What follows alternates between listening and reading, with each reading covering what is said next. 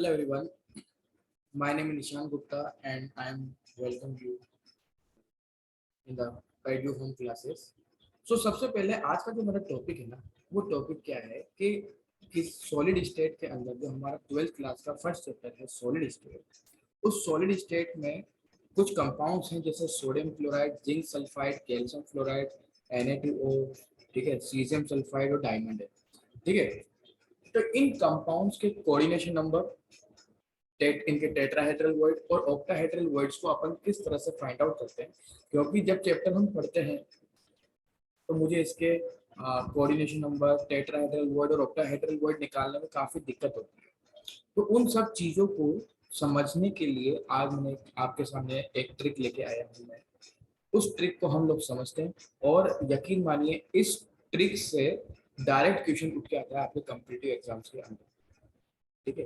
तो वहां पे अपने को या तो कोऑर्डिनेशन नंबर देगा या टेट्राहेड्रल वर्ड और ऑक्टाहेड्रल वर्ड निकालने को दिया जाएगा। तो इस वीडियो को मिस ना करें और एंड तक इस चीज को देखें, ठीक है। ये जो टॉपिक है ये बहुत ज्यादा आप लोगों के काम में आने वाला है। हालांकि जो सॉलिड स्टेट चैप्टर है, ये सॉलिड स्टेट चैप्टर आपके सीबीएसई ने आपका सिलेबस से हटा दिया है, लेकिन फिर भी आईआईटी जेई और नीट के अंदर ये टॉपिक है। तो हमें वहां पे इस ट्रिक को यूज में लेना है और क्वेश्चन को डायरेक्टली सॉल्व करना है बिना पेन चलाए, ठीक है। तो ध्यान से देखिए, सबसे पहला है मेरे पास sodium chloride, zinc sulphide, calcium fluoride, Na2O, caesium chloride और डायमंड, ठीक है। इन सब के बारे में मैं आपसे बात करता हूँ। सबसे पहले तो मैं कोऑर्डिनेशन नंबर लिखता हूँ इनका। सोडियम क्लोराइड का कोऑर्डिनेशन नंबर होता है 6:6। जिंक सल्फाइड का होता है 4:4, ठीक है। कैल्शियम फ्लोराइड को अभी मैं छोड़ता हूँ और Na2O को भी अभी छोड़ता हूँ, ठीक है ना। मैं बात करता हूँ सीजियम क्लोराइड की। इसका होता है 8:8 कोऑर्डिनेशन नंबर और डायमंड का होगा 4:4, ठीक है। तो जिंक सल्फाइड और डायमंड का जो कोऑर्डिनेशन नंबर है वो सेम होगा। सोडियम क्लोराइड का 6:6 और सीजियम क्लोराइड का 8:8 होगा। अब मैं कैल्शियम फ्लोराइड और Na2O की बात करता हूँ, तो यहाँ पे मुझे क्या होता है, सबसे ज़्यादा डिफिकल्टी होती है, कंफ्यूजन होता है। इधर मैं लिखता हूँ कैल्शियम फ्लोराइड, इधर मैं लिखता हूँ Na2O। तो यहाँ पे ध्यान से देखिएगा, Na2O में ऑक्सीजन का एटॉमिक नंबर कितना होता है, 8। तो ये हो जाएगा 4:8 और इसका जस्ट अपोजिट 8:4 यहाँ पे हो जाएगा। तो मैं क्या लिखता हूँ यहाँ पे, 8:4 एंड 4:8, ठीक है। ये इसके कोऑर्डिनेशन नंबर हुए। अब मैं बात करता हूँ कि सोडियम क्लोराइड जब डिसोसिएट होता है तो कितने आयंस में डिसोसिएट होगा। ध्यान से देखिएगा उस चीज को। ये हो गया आपका Na+ Cl-, ठीक है। ये हो गया आपका जिंक सल्फाइड होगा Zn+2 और S-2। कैल्शियम फ्लोराइड होगा Ca+2 और F-। ये होगा Na+ और O-2। ये हो गया सीजियम प्लस और Cl-। और डायमंड क्या होगा आपका, कार्बन का एलोट्रोप होता है, तो इधर C लिखते हैं, ठीक है। अब इस चीज को ध्यान से देखिए, ठीक है।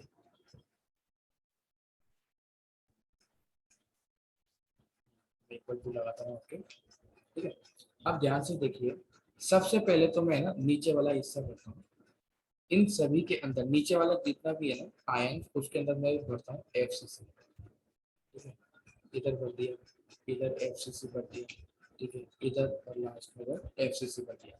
मैंने अब इस टाइम पे किन दोनों को छोड़ा है, मैंने छोड़ा है कैल्शियम फ्लोराइड को छोड़ा है और सीजियम क्लोराइड को छोड़ा है, ठीक है। इन लोगों का ये दोनों डिफरेंट केसेस है। तो सबसे पहले सोडियम क्लोराइड की बात करता हूँ। तो सोडियम क्लोराइड जो होता है, इसमें जो सोडियम आयन होता है अच्छे तरफ से, चारों तरफ से अपने क्लोराइड आयन से घिरा हुआ होता है। तो ये कहलाएगा आपका ऑक्टाहेड्रल वर्ड, क्योंकि 6:6 है तो यहाँ पे ये ऑक्टाहेड्रल वर्ड होगा और ये होगा ऑल पे, सभी पे, ठीक है। अब Zn+2 की बात करता हूँ तो यहाँ पे 4 आ रहा है, कोऑर्डिनेशन नंबर कितना है, 4। तो इसका होगा आपका टेट्राहेड्रल और वो होगा आपका हाफ पे, ठीक है।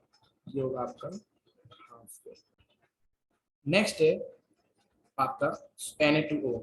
Na2O में ऑक्सीजन तो आपका FCC पे आ जाएगा, लेकिन जो सोडियम होगा, क्योंकि कोऑर्डिनेशन कितना है यहाँ पे 4, तो इसका कितना हो जाएगा वापस टेट्राहेड्रल वोइड। ठीक है, और ये टेट्राहेड्रल वोइड किसमें होगा, ओल में। ठीक है, नेक्स्ट है आपका कार्बन, जो डायमंड है ना, उस डायमंड की बात करता हूँ। अच्छा 4:4 है, तो अगेन यहाँ पे आपके टेट्राहेड्रल वॉइड का फॉर्मेशन होगा। ठीक है, वो टेट्राहेड्रल वॉइड आपके हाफ में होगा। ठीक है, अब CaF2 और सीजियम क्लोराइड, इसके बारे में बात करते हैं। ठीक है, कैल्शियम फ्लोराइड के अंदर क्या होगा बेटा, ध्यान से देखना। कैल्शियम फ्लोराइड का ये इसका कोऑर्डिनेशन नंबर है 8, तो ये होगा आपका FCC यूनिट सेल के अंदर। अब FCC यूनिट सेल क्या होता है, ये लोगों के मन में बात आती है। ठीक है, ध्यान से देखिए FCC यूनिट सेल को।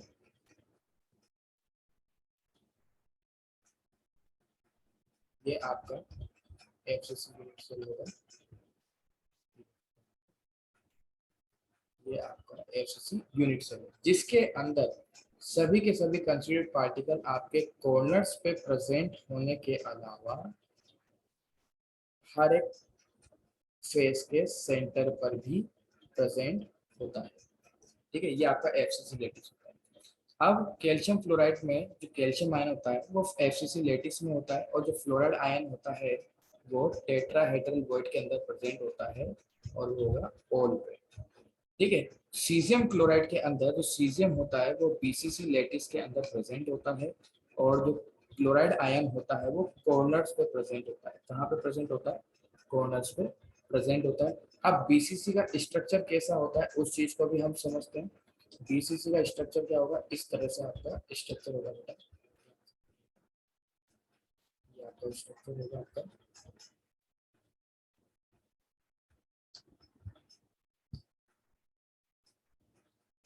ये देखिए, ठीक है, इसमें BCC में कंसिडर्ड पार्टिकल हर एक कॉर्नर पे प्रेजेंट होने के अलावा आपके बॉडी के सेंटर पर भी प्रेजेंट होता है। ठीक है सर, तो ये जो ट्रिक है, इस ट्रिक की हेल्प के थ्रू मैं किसी भी कोई भी क्वेश्चन आता है वो क्वेश्चन कैसे होगा कि सर कोऑर्डिनेशन नंबर कितना होगा, या उसका वो ऑक्टाहेड्रल वर्ड ऑक्टाहेड्रल वर्ड में होगा या FCC में होगा, इन सब चीज़ों को पूरा क्लेरिफाई करता है ये, और बहुत इम्पोर्टेंट है ये जो टेबल मैंने आप लोगों के सामने बनाई है। ठीक है,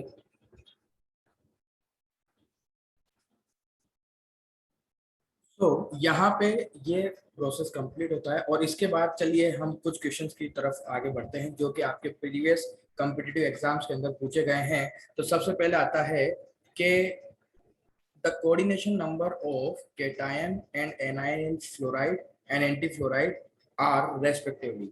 तो सबसे पहले CaF2 and Na2F, CaF2 and Na2O, इन दोनों की बात की तो 8:4 and 4:8, 8:4 and 4:8. So option number C is the correct option here. Here option number C आपका बिल्कुल सही ऑप्शन होगा according to my table. Now मैं बात करता हूँ which of the following statement is correct in the rock salt. So सबसे पहले बात आती है कि what is the formula of the rock salt? Formula of the rock salt is NaCl. ठीक है, अब इसने बोला coordination number of cation and anion. ठीक है, तो coordination number of cation and anion is, तो सबसे पहले यहाँ पे ध्यान से देखिएगा कि रॉक सॉल्ट है उसका कोऑर्डिनेशन नंबर क्या होता है, 6 होता है।